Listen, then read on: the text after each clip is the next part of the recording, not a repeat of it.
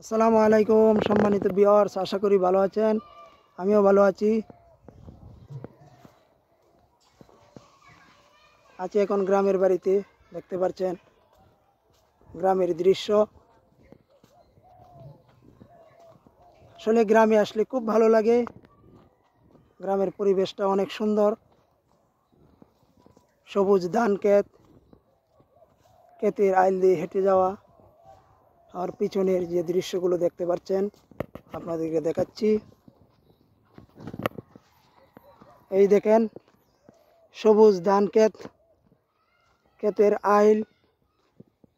এখানে ছোটবেলা অনেক স্মৃতি আছে। ছোটবেলায় এখানে আমরা বর্ষাকালে মাছ ধরতাম।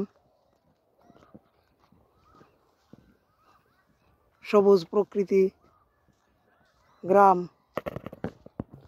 এখানে ধান কেটে রেখে দিয়েছে, ধান শুকাচ্ছে দেখেন। ক্ষেতের আইলে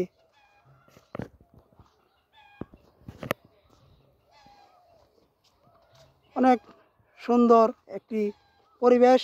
গ্রামীণ পরিবেশ আসলেই ভালো লাগে। গ্রামে আসলে মাঝে মাঝে ভিডিও করি, আপনাদেরকে দেখাই। অবশ্যই আপনাদের ভালো লাগলে জানাবেন।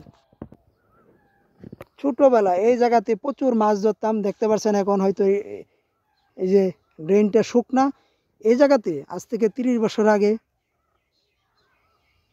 30 হবে না, 25-26 বছর আগে, 98, 97 বা 99 সালে এখানে প্রচুর মাছ ধরতাম। পানি আসলে মাছ আর মাছ। এই দেখেন শুধু ড্রেনটা কতটা মনে পড়ে গেল। এই জায়গাতে আইসা স্মৃতিগুলো মনে পড়ে গেল। এই ড্রেনে প্রচুর মাছ ধরতাম আমরা যখন ছোট ছিলাম। আপনাদেরকে দেখাচ্ছি।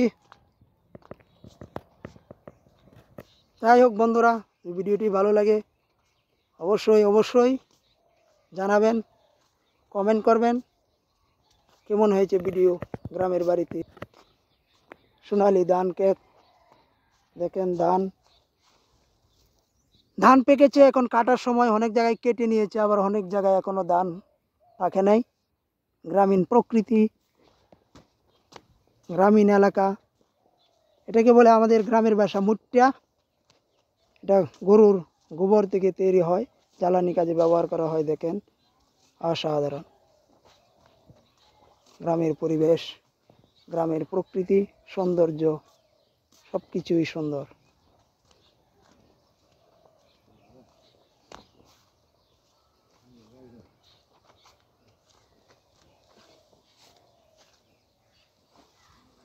ধান কাটতেছ? হ্যাঁ, ওই যে দিকে গেছিলাম। ধান কাটতেছ? হ্যাঁ। গরু বন নাই?